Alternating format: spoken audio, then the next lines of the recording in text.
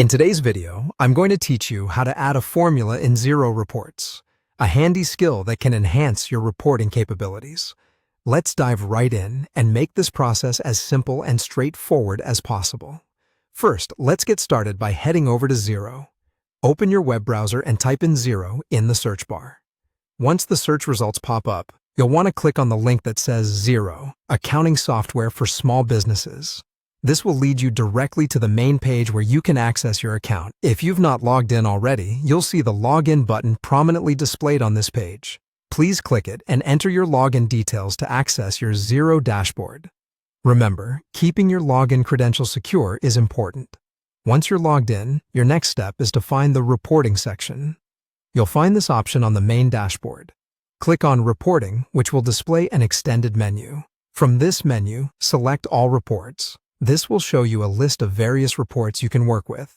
Now, you'll need to decide which specific report you want to add a formula to.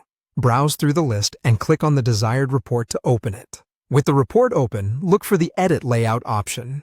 It's worth noting that this might be concealed behind another button, so don't hesitate to click around until you spot it.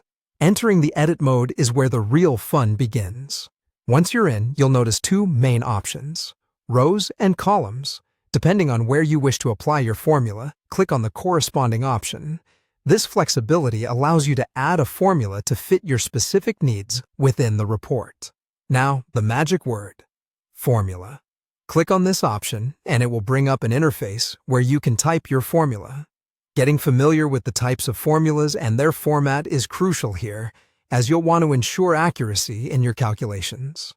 If you're unsure, take the time to double-check your formulas to avoid mistakes. After you've inputted your formula, the final step is to click on Update Layout. This action will save your changes and implement the formula into the report.